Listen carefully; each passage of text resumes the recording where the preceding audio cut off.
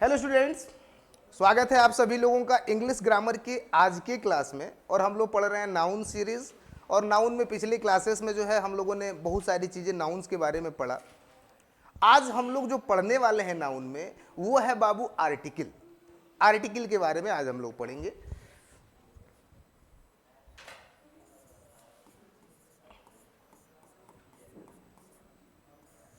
Article जिसको हिंदी में हम कहते हैं अनुच्छेद या पूर्व पद।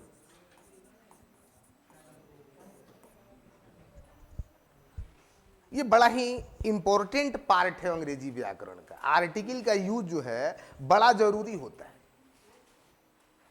आर्टिकल जो है अपने आप में एक बड़ा ही महत्वपूर्ण टॉपिक है, खास तौर से इंग्लिश ग्रामर के लिए।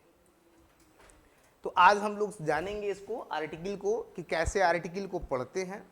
तो बाबू आर्टिकल पे अगर हम बात करें तो कह सकते हैं कि an article is a word that comes before a noun to point out it।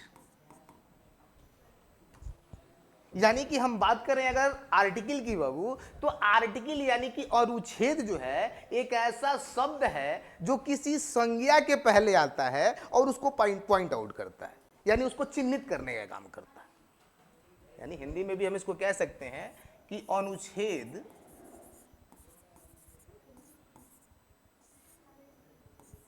एक शब्द है, या फिर हम इसको कह सकते हैं कि वर्ड है, क्योंकि पहले कंडीशन में ये वर्ण के रूप में आता है। तो अनुच्छेद एक शब्द है जो संज्ञा के पहले आकर उसको चिन्हित करता है, उसको चिन्हित करता है। ध्यान से आप लोग जो है क्लास में बने रहें बाबू, हर चीज को आसानी से समझेंगे कि आर्टिकल जो है एक ऐसा शब्द होता है, या फिर कहें कि एक ऐसा वर्ण होता है, क्योंकि आर्टिकल में एक शब्द ऐसा भी होता है जो सिंगल वर्ड में, सिंगल लेटर में है, तो उसको हम लोग जो है वर्ड लेटर कह सकते हैं। तो वो क्या करता है, संज्ञा को पॉइंट आउट करता है बाबू, यानी कि संज्ञा के लिए ही ये प्रयोग होते हैं। अब अगर हम बात करें आर्टिकल्स की, तो बाबू आर्टिकल्स जो होते हैं वो दो तरह के होते हैं। आर्टिकल्स दो तरह के होते हैं। थोड़ा सा आगे ले चलते हैं इसको।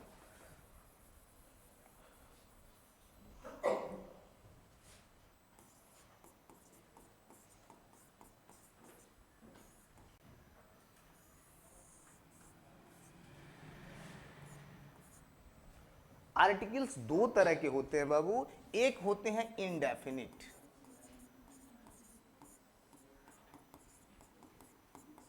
और दूसरा होता है डेफिनिट।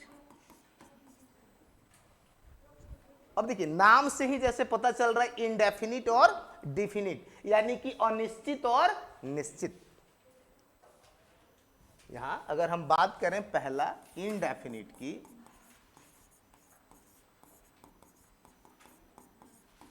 तो इनडेफिनिट में हम क्या कहेंगे बाबू, not certain, not it is used for uncertain noun.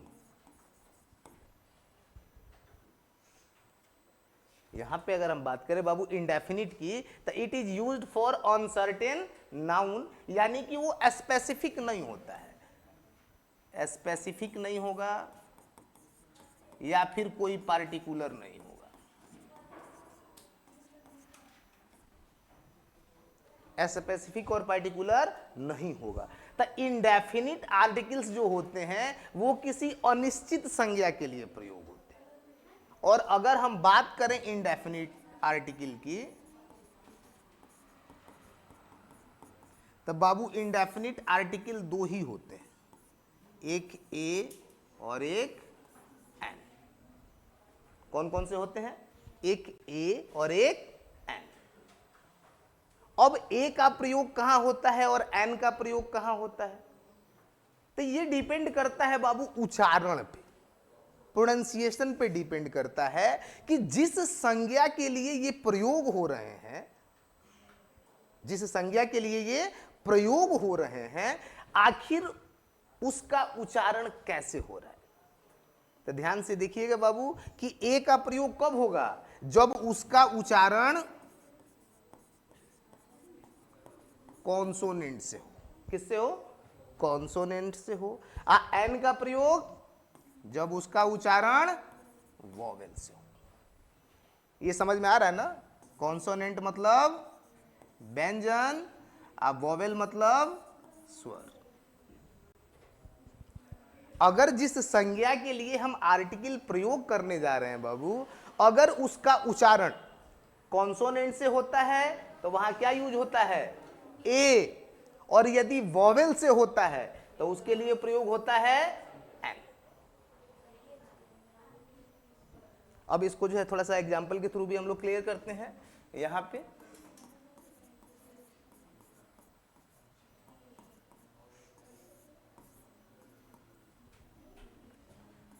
I have a pen.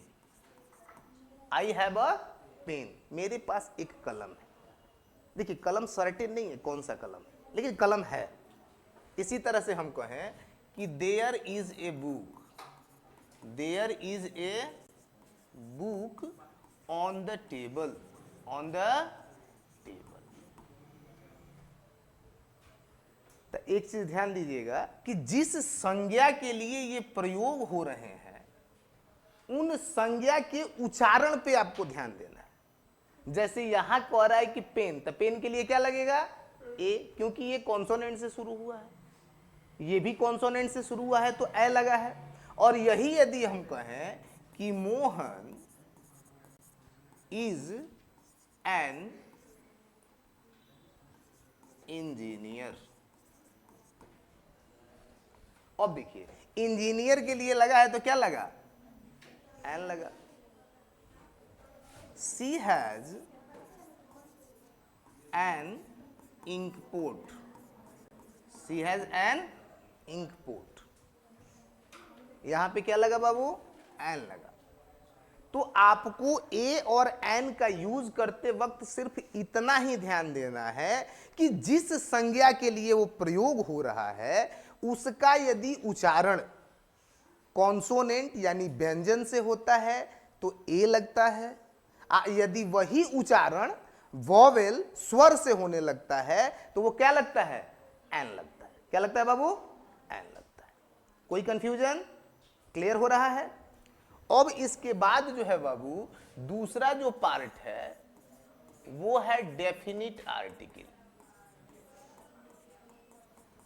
Definite article, तो इसको हम कह सकते हैं कि it is used for definite noun, for definite, यानी ये सर्टेन होता है। डेफिनिट, या इसको हम क्या कह सकते हैं बाबू? सर्टेन भी कह सकते हैं। तो इसका जो प्रयोग है बाबू वो सर्टेन नाउन के लिए होता है। अब इसका यूज जो है यहां देखिए, ये डेफिनिट आर्टिकल में सिर्फ एक ही आता है और वो क्या है भाई? डेफिनिट आर्टिकल कौन सा होता है बाबू? दो। क्या होता है? दो। इसको एक चीज ध्यान दीजिएगा, बहुत जगह हम लोग दी का प्रोनाउंसिएशन सुनते हैं, दो या दी दोनों बोला जाता है। तो देखिए जब इसका प्रयोग किसी ऐसी संज्ञा के लिए होता है जिस संज्ञा का उच्चारण स्वर से होता है, वॉवेल से, तो वहां इसको हम दी प्रोनाउंसिएट करते हैं, और कॉन्सोनेंट के लिए द का प्रयोग करते हैं। तो ये दिमाग में रखिएगा कि द और दी दोनों सेम है, इसमें कोई अंतर नहीं है, इसमें कोई अंतर नहीं है, दोनों का उच्चारण सेम होगा। क्लियर? अब देखिए बाबू इसका प्रयोग कहां कहां होता है, अब ये देखना हम लोगों के लिए ज्यादा जरूरी है, क्योंकि इसका यूज जो है वो बहुत जगह होता है।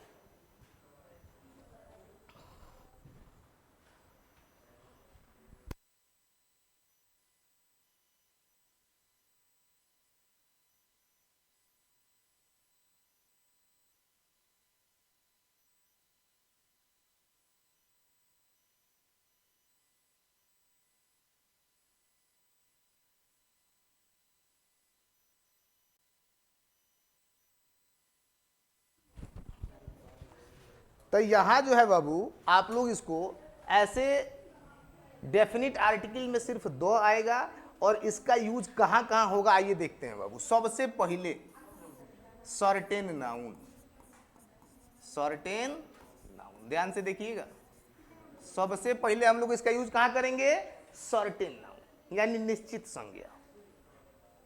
जैसे Rani is the girl, Rani is the girl, उसको आगे बढ़ा सकते हैं हम लोग अब जो सेंटेंस को कंप्लीट करने के लिए, लेकिन ध्यान दीजिए यहां रानी निश्चित है ना, तो देखिए इस लड़की के पहले दो आया हुआ है, तो नाउन सर्टेन अगर है तो दो का प्रयोग होगा। दूसरा इसका यूज बाबू रिवर्स के नाम के लिए, रिवर यानी कि यदि नदियों का नाम हो रिवर्स का, तो यहां भी हम इसका यूज करते हैं, जैसे the Ganga, the Yamuna,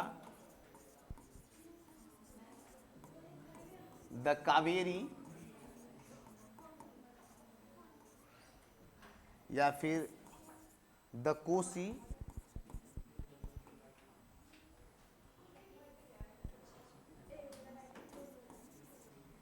etc।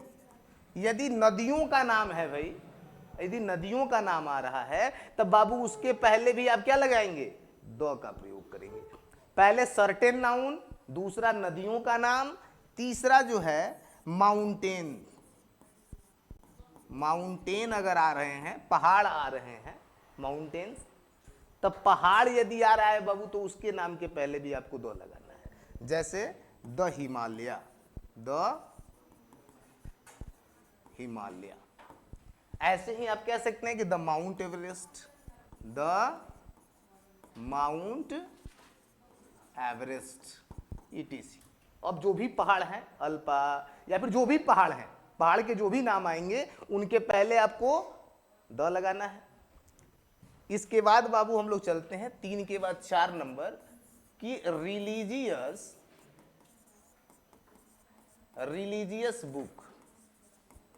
देखिए देखिए जो धार्मिक किताबें हैं भाई, जो धार्मिक ग्रंथ हैं, उनके नाम के पहले भी हमको दो लगाना पड़ता है। तो रिलीजियस बुक मतलब the Ramayan, Ramayan, the Mahabharat, the Quran ना, the Bible, the Gita, the Gita, etc। जो भी धार्मिक किताबें हैं, जो रिलीजियस बुक्स हैं, उनके नाम के पहले भी दो लगाना है। इसके बाद यदि हम पांचवा बात करें भाई, पांचवा बात करें, अभी इसका लंबा सीरीज है, थोड़ा सा आप लोग ध्यान से रहिए। इसमें एक चीज और है इसमें, जैसे कि मान लीजिए कि अगर हम आकाशीय पिंडों के बारे में बात करते हैं, प्लैनेट्स वगैरह के बारे में, तो इसमें भी हम लगाते हैं द का प्रयोग। प्लैनेट की अगर बात करें तो the sun, the moon, the star,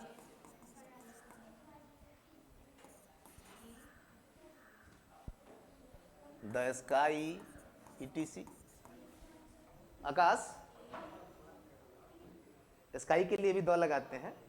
तो इसके बाद जो है बाबू अगर 6 नंबर की बात करें, प्लैनेट्स के साथ साथ इसमें आकाशीय पिंड भी हम जोड़ दिए हैं, आकाशीय पिंड और ग्रह सारे हैं। और इसके बाद जो है प्लैनेट की बात बाबू, इन्वेंशन अगर कोई बोध हो रहा है, कोई इन्वेंशन, आविष्कार, इन्वेंशन, तो यहां भी हम द का प्रयोग करते हैं, जैसे the radio, the television,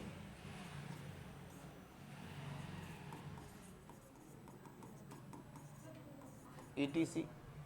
the radio, the television, the computer, जो भी आप इन्वेंशन का अगर कहीं जिक्र करेंगे कि तो वहां पे आपको जो है इन्वेंशन समझ रहे हैं ना, आविष्कार, तो वहां भी आप द का प्रयोग करेंगे।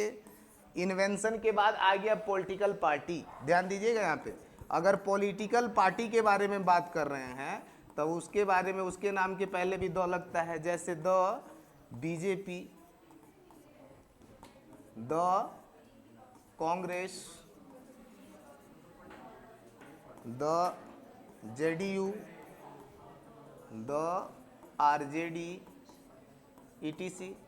अगर पॉलिटिकल पार्टी का नाम जिक्र हो रहा है, राजनीतिक पार्टी, तो उसके पहले भी द लगता है।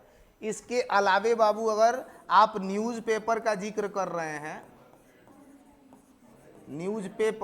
न्यूज़पेपर का नाम अगर है तो भाई उसके पहले भी द लगेगा। न्यूज़पेपर का नाम अगर है तो उसके पहले भी द लगेगा। जैसे the Hindustan, the times of India, the times of India, the Hindustan,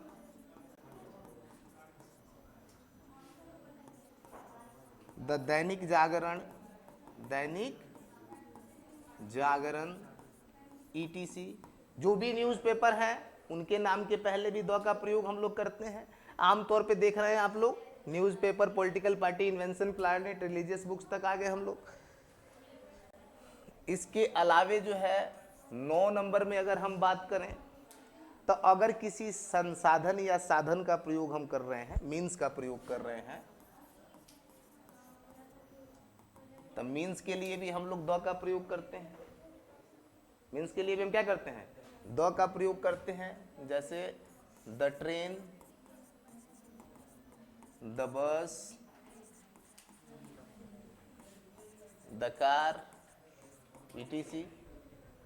इसके बाद बाबू अगर कोई सुपरलेटिव डिग्री आती है, एडजेक्टिव की कोई सुपरलेटिव डिग्री होती है,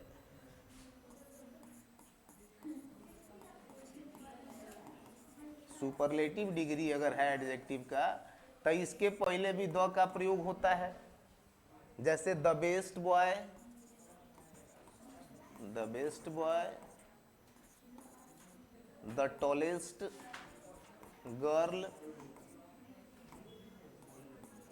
the weakest girl, etc.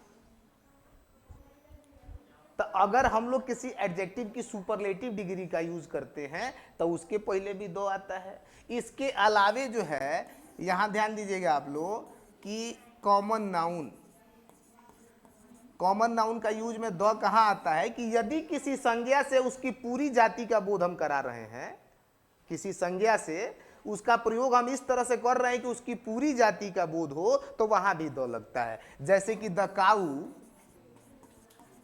is a domestic animal, the cow is a domestic animal।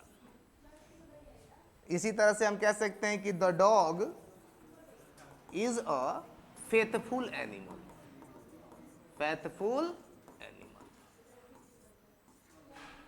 कोई दिक्कत? तो ये लगभग 11 कॉमन चीजें मैंने आपको दी। इसके अलावे भी द का यूज जो है आवश्यकता अनुसार जहां जहां पड़ेगा हम लोग आगे पढ़ेंगे तो उसको देखेंगे, लेकिन ये 11 चीज तो आप लोग को बिल्कुल याद होने चाहिए कि यहां हम लोग का द का प्रयोग होगा ही होगा।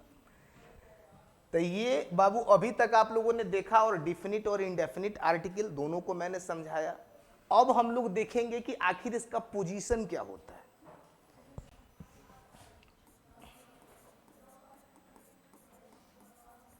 Position of article,